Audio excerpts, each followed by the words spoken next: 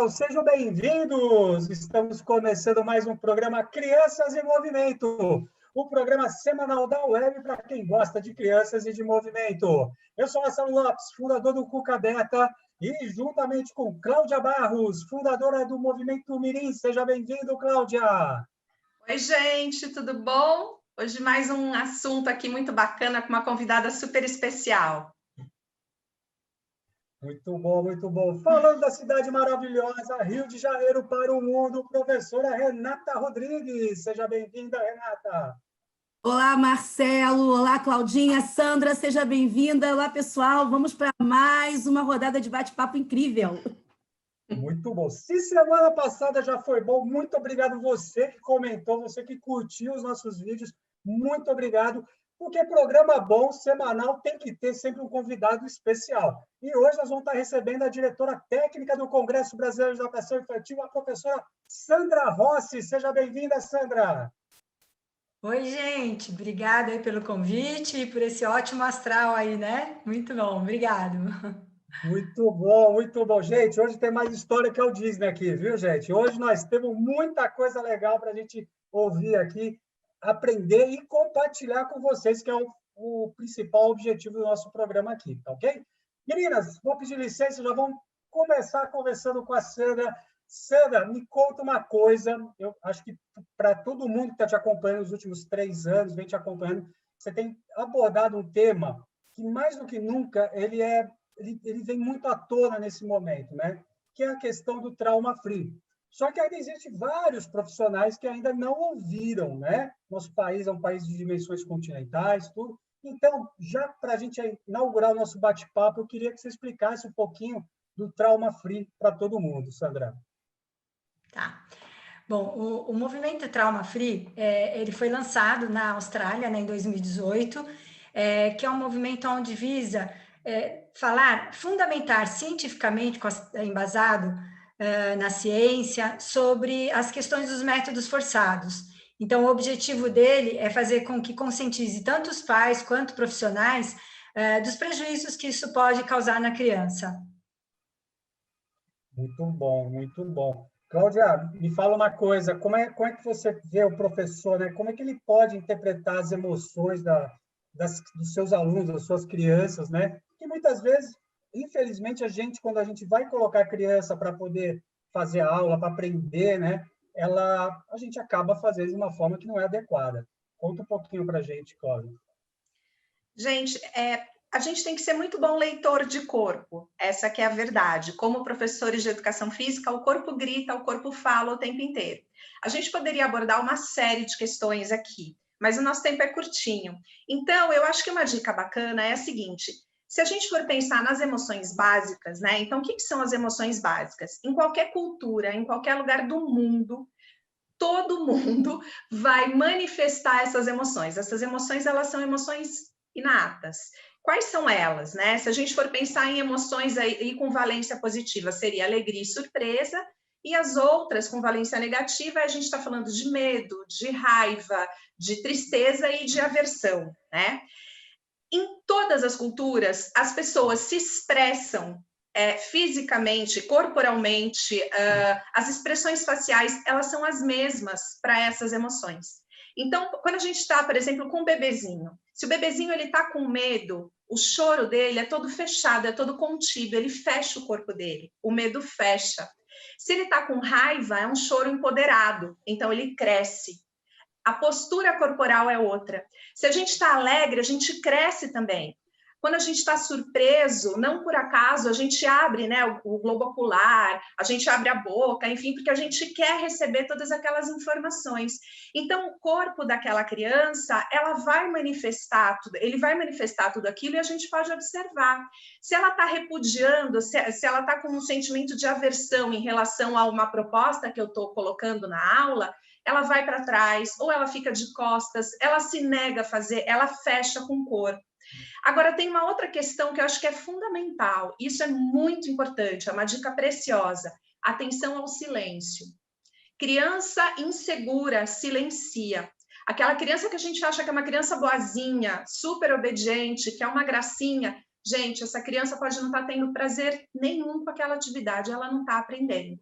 Então, eu acho que o silêncio é um grande grito de alerta para a gente. O silêncio, ele tem que incomodar o professor. Muito bom. Renata, aproveitando aqui um gancho e trazendo para a realidade do dia a dia, né? Eu acho que essa primeira semana a gente viu vários professores que estão iniciando a carreira, nos acompanhando aqui nas redes sociais. Tem aquele momento do choro da criança na piscina, né? Como é que, na sua visão, o professor deve encarar esse obstáculo, essa situação que acontece na aula, né? Vou pegar até o gancho da Cláudia, né? Além da linguagem do corpo, dessa interpretação, é ter uma atitude de acolhimento. Tanto para a criança que chora, seja bebê ou uma criança pequena, como para a família. Porque esse choro desestabiliza muito essa família, que muitas vezes está chegando pela primeira vez naquele ambiente aquático. Então, fazendo a leitura desse choro, que pode ser de cansaço, de fome, de sono, de medo, de estresse também. Então, a gente tem que entender e, fazendo a leitura, a primeira coisa é acolher. E eu sei que, às vezes, sai sem querer, mas na aflição do professor e dos pais, o que a gente diz? Ah, não chora, ah, chorão, ah, não faz assim. E isso só desperta mais angústia. É acolher e dizer assim, eu estou aqui para você. Se é um bebê, acolher pelo corpo, envelopar essa criança. Se é uma criança maiorzinha, que ainda não tem recursos de expressar os seus sentimentos verbais, dizer assim, olha, o que você está sentindo? Eu estou aqui para você. Não vou fazer nada que você não queira. Então, trazer uma segurança e calma, paciência, uma atitude positiva e nunca de repreender. Essa é uma dica. Muito bom, sensacional. Sam, pegando uma das palavras que a Renata acabou de falar, acolhimento, né? Eu adoro quando você fala, né, dessa questão de acolher, do carinho, né? Já começa pela sua própria entonação de voz, você traz muito desse carinho, né? E antes de fazer até uma pergunta para você, eu tive uma experiência visitando, acho que uma das academias que eu fui mais bem acolhido, assim, que eu fui visitar, foi fora do país. Eu fui como visitante, eu estava lá andando, né, perambulando, falei, olha só, essa escola aqui eu vou visitar, que é a Le Petit Ballet, lá de São Francisco, lá na Califórnia. Foi sensacional o acolhimento que eles deram, eu, enquanto visitante, né, enquanto uma pessoa que até não falava a própria língua do pessoal de lá. Mas, Sandra, me fala uma coisa, me fala sobre a importância do acolhimento dos alunos aí para que a gente tenha uma aula de natação com sucesso. Bom, eu acho que assim, a Cláudia e a Renata colocaram já muito bem sobre essas questões da importância do acolhimento, né?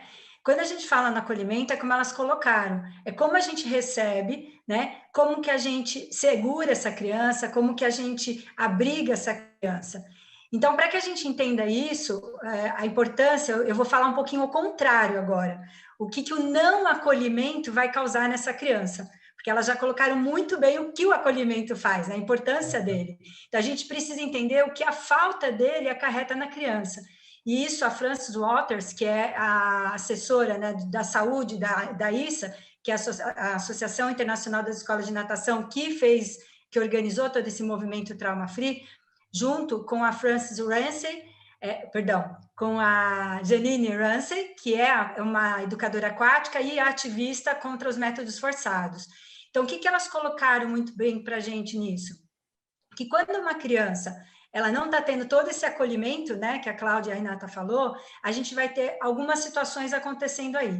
Primeiro, quando a criança vive uma situação de estresse tóxico, né, muita gente pensa que o trauma, tudo vai traumatizar, né? Então, não. Cada um tem uma reação ao trauma. Algumas pessoas vivenciam uma situação e isso é o suficiente para traumatizá-la, e outras não.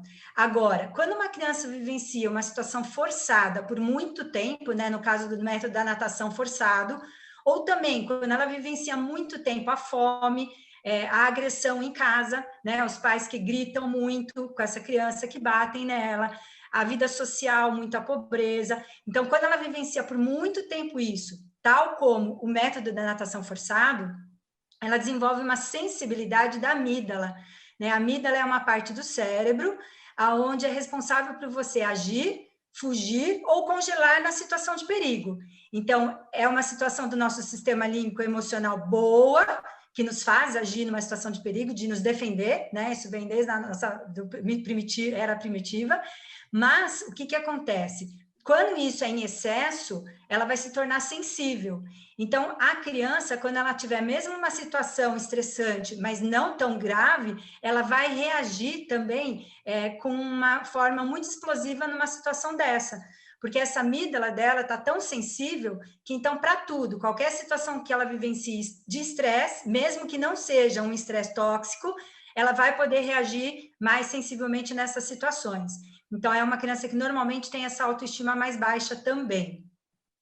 Outra situação é a questão que a gente tem o hormônio cortisol, né, no nosso organismo, que também faz com que a gente reaja a essas situações de perigo e muitas outras funções boas que ele tem no nosso organismo. Mas quando a gente também está numa situação de estresse tóxico, também ele vai aumentar muito a produção. E essas crianças que também vivenciaram essa situação, quando elas tiverem uma outra situação também menos grave, como a gente está falando, normalmente essa quantidade de cortisol no organismo dela também vai demorar mais para fazer a diminuição. Então, a gente já vê 2 processos acontecendo com ela aí quando ela passa por essa situação. Outra situação que o Departamento Científico de Desenvolvimento e Comportamento da Sociedade Brasileira de Pediatria coloca é que essas crianças que passam por essa situação de estresse, que a gente falou até agora, ela não é capaz de desenvolver gradualmente estratégias lógicas de enfrentamento. Né? Então, ela vai ter dificuldade para enfrentar situações que ela vivencia, às vezes, até no dia a dia, como a gente falou, mais simples. E mais um detalhe que eu achei interessante eles colocarem. Tanto essa criança que vive nesse estresse tóxico, como a criança que vive muito protegida, tá? Também vai ter dificuldade nesse enfrentamento. Então, a vivência da frustração é importante para a criança, para ela aprender a lidar com esses enfrentamentos, né? Das situações no dia a dia. Então, tanto um como o outro vai ser ruim para a criança, os extremos, né? Por isso que a Cláudia e a Renata colocaram, desse acolhimento ser tão importante, né? Ou seja, é onde a gente mantém a criança em equilíbrio, é onde a estrutura cerebral dela, né, emocional, vai estar se desenvolvendo bem e as substâncias orgânicas também. Fantástico, fantástico. Sandra, eu vou insistir um pouquinho mais agora nessa questão do acolhimento com você, mas mudando o viés, tá? Trazendo para o viés dos pais, que daqui a pouquinho nós vamos falar com a Cláudia também a questão dos pais.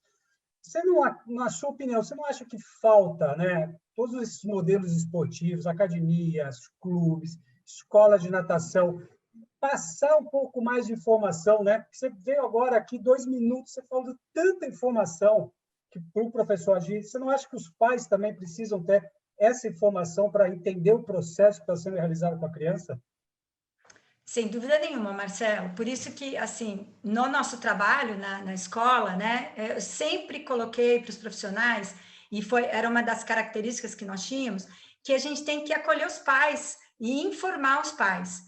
Um pai informado é um pai que vai saber como agir com a criança e vai principalmente entender como o professor age com a criança, né? Então, essa característica da gente ter um profissional que sempre informa o pai é fantástica, porque aí sim a gente está trabalhando com educação aquática e não só com a natação, né? Então, não é só a natação que visa o nado, que visa a sobrevivência, mas uma natação que visa uma educação, a formação da criança como um todo. Então, é fundamental essa orientação para os pais.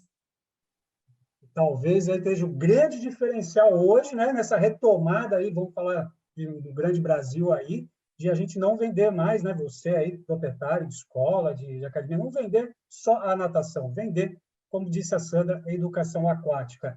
Cláudia, agora pegamos esse pai que teve todo esse aconselhamento da Sandra, da equipe dela, e aí o que o pai pode fazer para colaborar nesse processo com a criança, para que ela supere os seus medos, os seus traumas, na atividade física como um todo?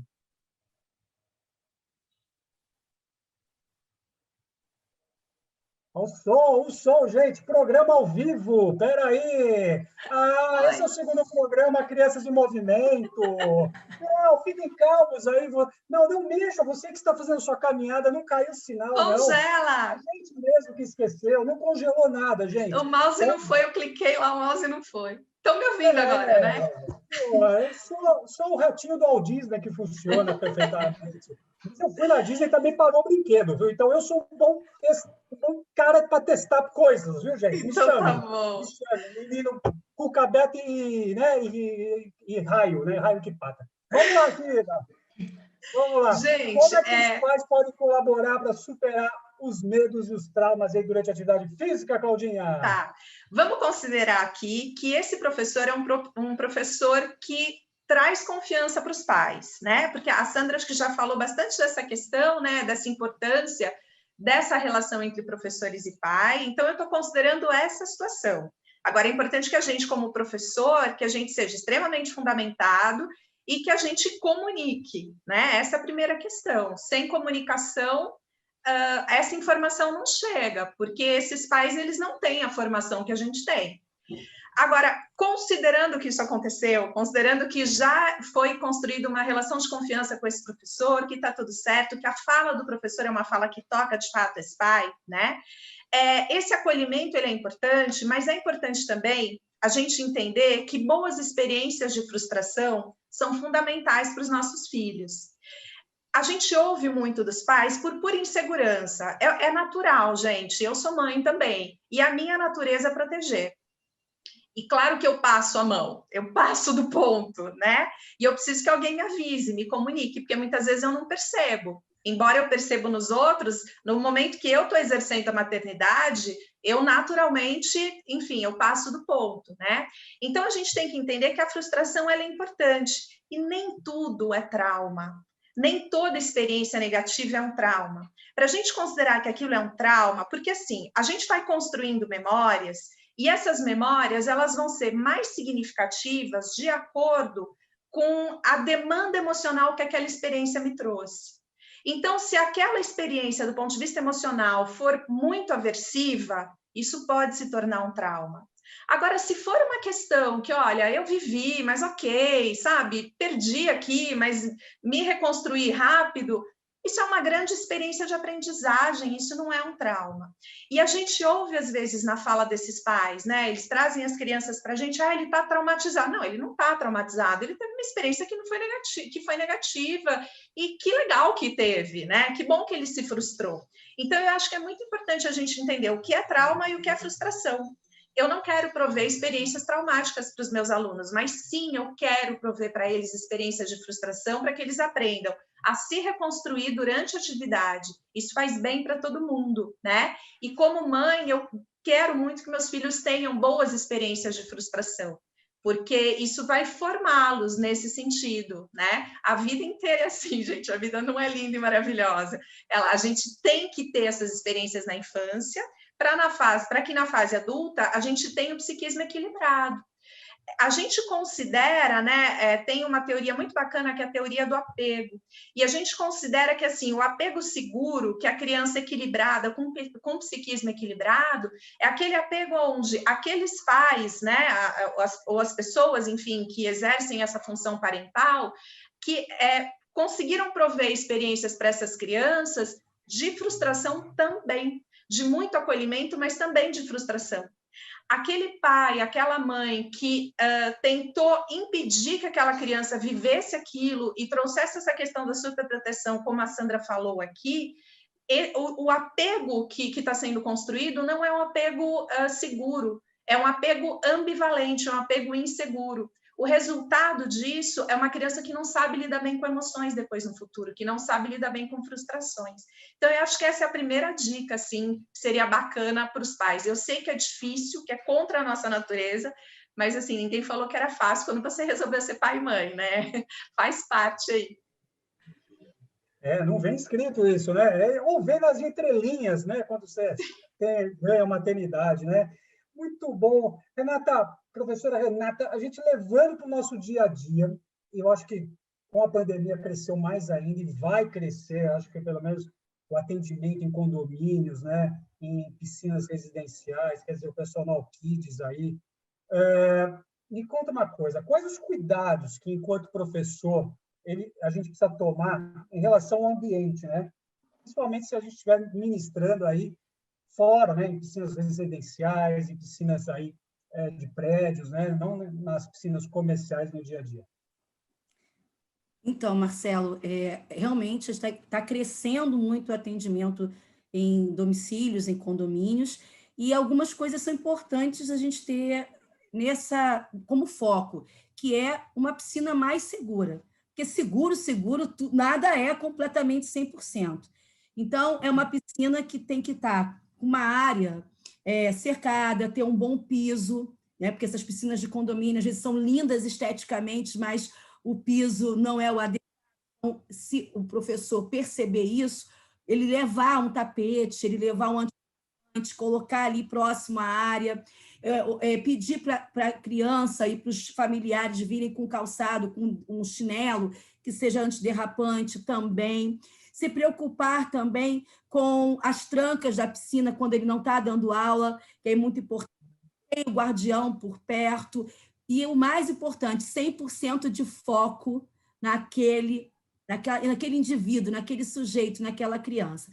Mas eu gostaria de acrescentar mais uma coisa, porque, para mim, uma piscina, um atendimento 100% seguro, perpassa pelo que você entrega também pedagogicamente. Então, esse profissional ele tem que ter um projeto pedagógico. Ah, mas eu sou personal.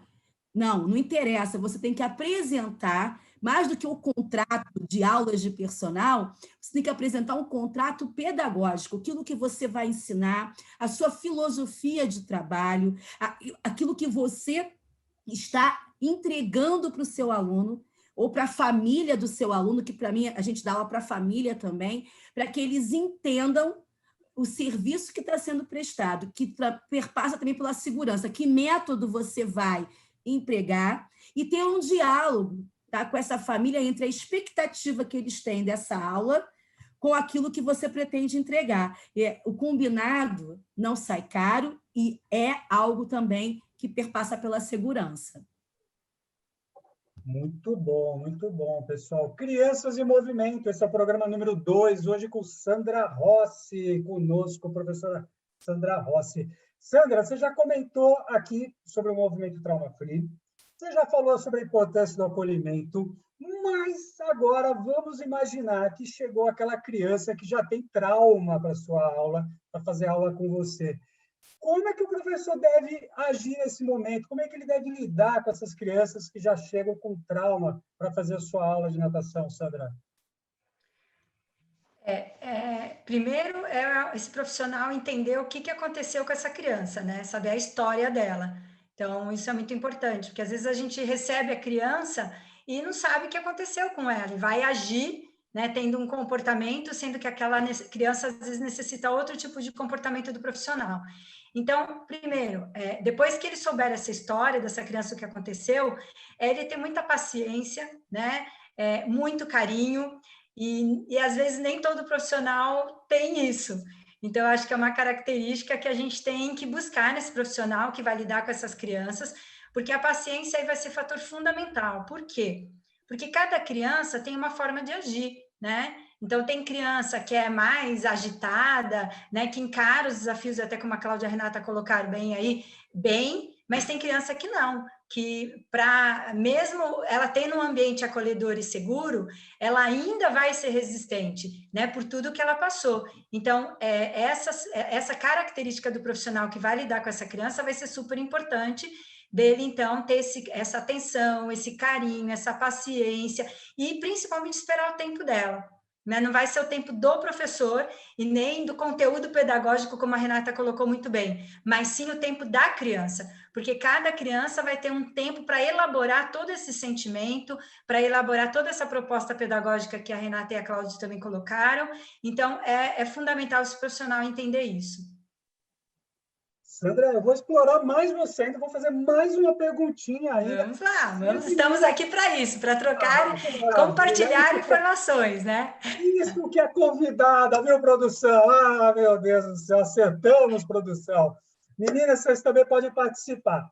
Me fala uma coisa. Hoje, a gente, pelo menos na pandemia, tá? Eu vou falar o que eu vi nas minhas timelines, né, gente? Cada um hoje consome, a gente tem uma infotoxicação aí de tanta informação, né? É tanta coisa que a gente fica até passando mal. Me fala uma coisa, você não acha que o professor, porque você falou hoje, agora, está tudo ligado a habilidades socioemocionais, né? Eu vou até fazer um parênteses aqui, antes da pergunta. Habilidades socioemocionais também a gente pode encontrar aí no Google como soft skills ou people skills, dependendo. Foram as 3 variações que eu já encontrei. Você não acha que o profissional hoje deveria investir mais na aquisição dessas habilidades, Sandra? Sem dúvida nenhuma. Eu acho que isso até seria muito importante na própria faculdade, na graduação do profissional, a gente ter essa matéria, né, da psicologia infantil. Se a gente compreendesse mais esse desenvolvimento psicológico da criança, a gente estaria muito mais preparado para lidar, porque na faculdade a gente é muito preparado para ensinar o esporte somente, e não entender como é que é o ser humano, né? Como é que é a criança e como é que é esse adolescente, como é que é esse adulto. Então, eu acho que isso seria muito importante na formação, porque isso facilitaria o processo ensino-aprendizagem. Então, sem dúvida nenhuma, essa sua fala é importantíssima. Sandra, você acha que existe ainda uma confusão conceitual entre ação de bebê e infantil com técnicas de salvamento aquático e em termos de metodologias? Total, as pessoas misturam isso, né? Até é uma coisa que eu tenho colocado bastante para as pessoas refletirem sobre isso. Qual o objetivo? O que ele pretende, né, naquela aula que ele vai dar? Mas antes também perguntar para o pai, porque às vezes o pai chega para a gente falando que ele quer, quando eu coloco o pai, são os pais, né? Então, assim, ele chega e coloca, eu quero essa sobrevivência. Mas ele conhece o que é essa sobrevivência, ele sabe o que vai ser feito com a criança para chegar nessa sobrevivência tão rápida. Então, isso, Renata, é realmente essencial entender o que é uma aula de natação que visa o desenvolvimento global da criança e o que é uma aula de natação que visa a sobrevivência. Porque, na realidade, essa aula que visa a sua sobrevivência, ela não é nem chamada como aula de natação, né? Pelo menos no exterior, ela é chamada de método de sobrevivência. E eles colocam que depois que a criança está pronta, né, entre aspas, né, nessa sobrevivência, ela pode ir para as aulas regulares de natação, mas ela não pode deixar de, pelo menos uma vez por semana, se manter nesse método de sobrevivência, porque senão ela vai esquecer, tá? Porque ele é condicionado, né? Ele não é efetivo, o processo da aprendizagem dele, ela não vai ser tão efetiva quando você tem o prazer, como a Cláudia explicou também. Então, assim, tem que ficar muito claro isso para os pais. O que é esse método de sobrevivência e o que é uma aula de natação que visa o desenvolvimento global da natação, que pode também ter essa questão da sobrevivência. Muito bom, Tudo muito bem? bom. Gente, agora quase tomei um chapéu aqui, que foi com paradinha aqui, viu? Igual a paradinha da Viradouro aqui, continuou falando, né? Veio do Rio a pergunta, gente, foi com paradinha a resposta. Sensacional. Claudinha, me fala uma coisa. Claudinha, conta para mim, como é que os professores podem adaptar o ambiente e o material para receber em suas aulas as crianças que apresentam algum tipo de medo ou trauma, Claudinha? Gente, isso vale para a água, isso vale para a terra, isso vale, na verdade, para qualquer atividade que a gente for propor, né? Esse ambiente, para ele ser assegurador, para a criança ter essa sensação de conforto, esse ambiente ele tem que ser pequeno, ele tem que envelopar. Então, se a gente está trabalhando com uma piscina grande, procure a proximidade das paredes. Deixe essa criança próxima a paredes, faça pequenos cantinhos, porque como essa noção de profundidade ela vai ser desenvolvida lá para frente, né, mais ou menos lá pelos 5 anos, que ela começa a ter uma avaliação um pouquinho mais precisa dessa noção do quão longe as coisas estão dela, ela fica muito insegura em ambientes muito grandes. Então, acho que essa é uma dica importante. Outra dica que é importante é o recurso, assim, é você usar recursos como brinquedos.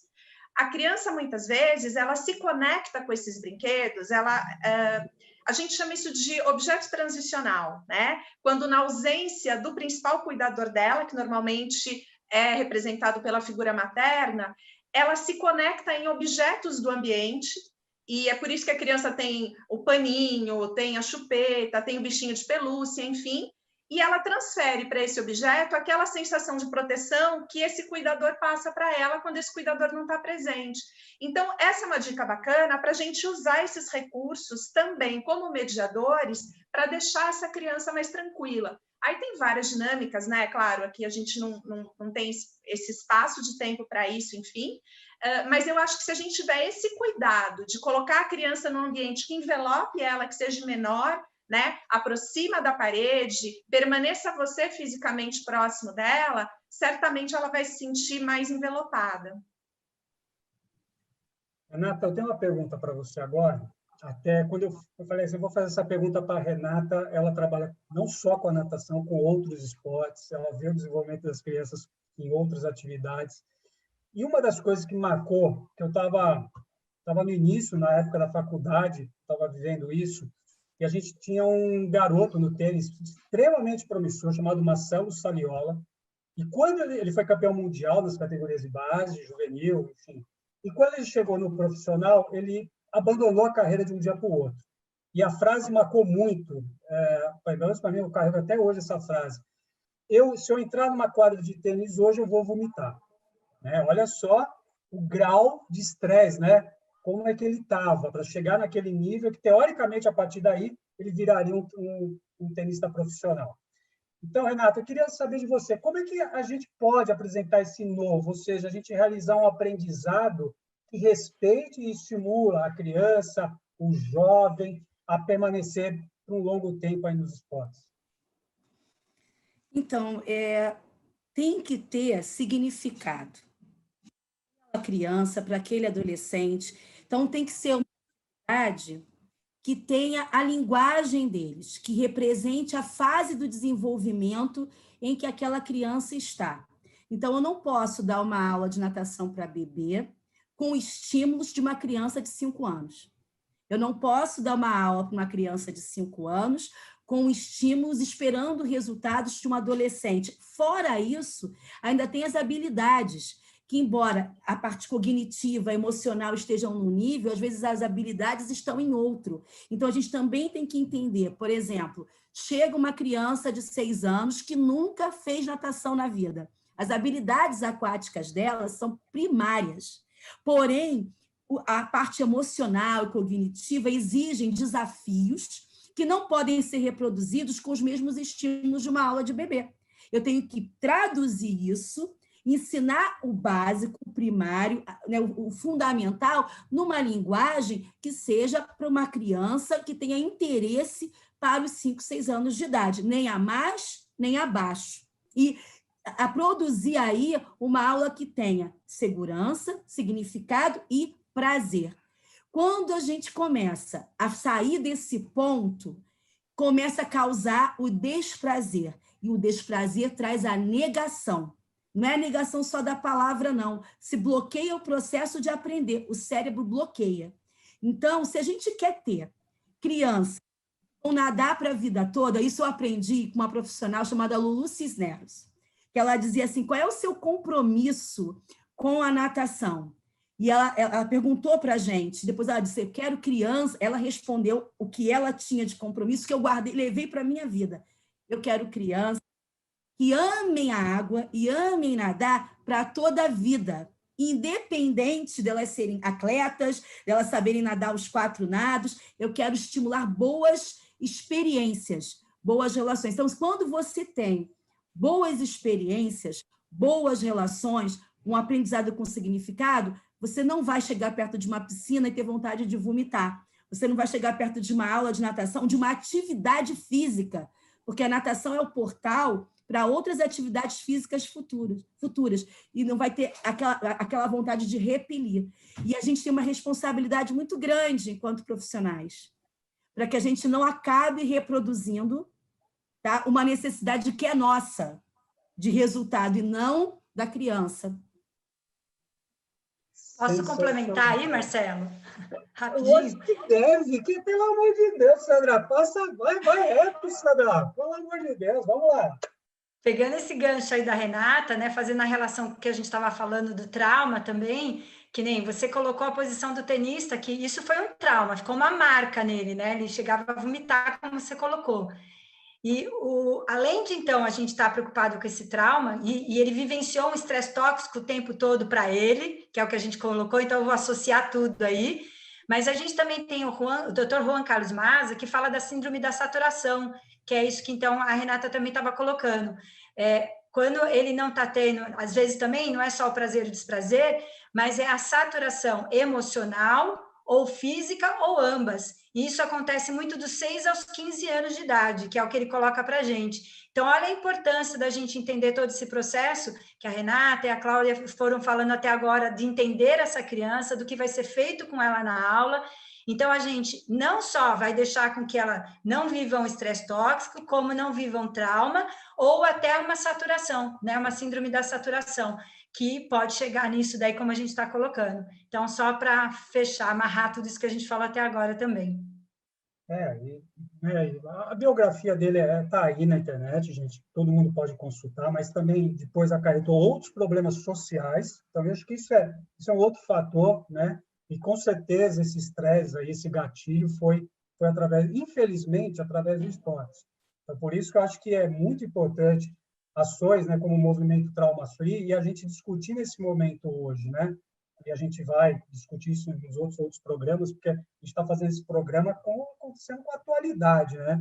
Para que todo mundo aí possa, né, de uma forma leve, de uma forma divertida, mas principalmente a gente poder compartilhar muita informação com vocês. Por isso que hoje, Sandra Rossi aqui no Crianças de Movimento 2, Cláudia Barros aqui, fundadora do Movimento Mirim, a minha amiga Renata Rodrigues, professora Renata Rodrigues, do Rio de Janeiro.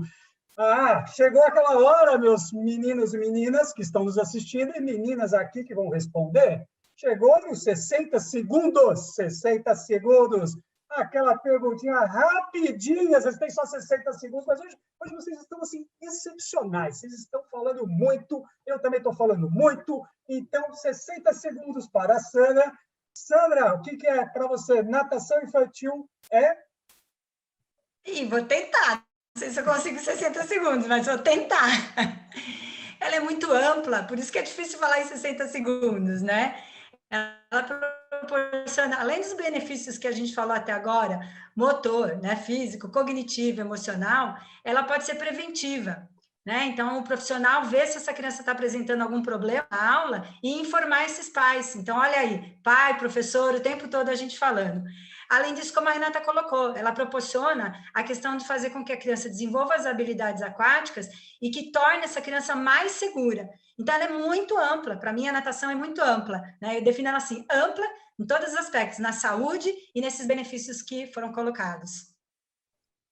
Claudinha, para você, natação infantil é? Gente, natação infantil, para mim, é segurança e prazer. Eu acho que são as duas coisas estão totalmente conectadas. Quando é isso que remete quando eu penso em natação infantil. Professora Renata Rodrigues, natação infantil para você é? Educar um indivíduo para a vida toda, através do meio aquático. Muito bom. Para esse menino que vos fala, natação infantil é vida, é saúde. Coloque seus filhos para nadar, papais e mamães, titios e titias, por favor. Muito bem, pessoal. Chegamos ao final do segundo programa do Crianças em Movimento. Hoje nós recebemos Sandra Rossi, diretora técnica do Congresso Brasileiro de Natação Infantil. Sandra, muito obrigado pela sua presença. Foi um prazer. Fez a nossa cabeça explodir também nesse programa. Eu queria agora que você se despedisse do pessoal, falasse até breve. Ok, eu que agradeço mais uma vez.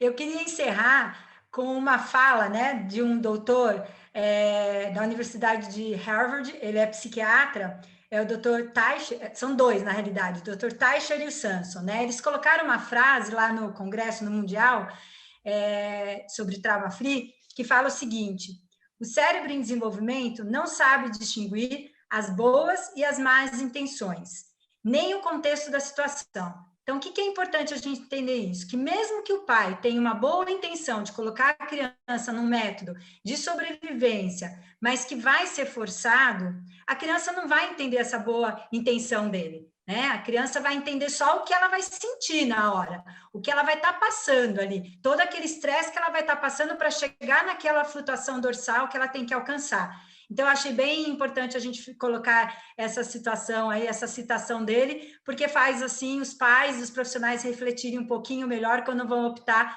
por essas técnicas forçadas aí, tá bom? Então, agradeço mais uma vez o convite, foi show, gente, vocês me deixaram bem à vontade, obrigada. Muito bom, muito bom. Claudinha, suas despedidas, minha querida. Gente, olha, primeiro agradecer a Sandra. A Renata comentou, né, aqui em off, que nesses primeiros programas a gente só chama amigo, né? Porque se a gente fizer alguma bobagem, a pessoa vai entender, né? Mas além disso, quer dizer, toda a bagagem que ela traz é incrível, e eu acho que hoje as questões que foram colocadas aqui são super importantes, são super esclarecedoras, né?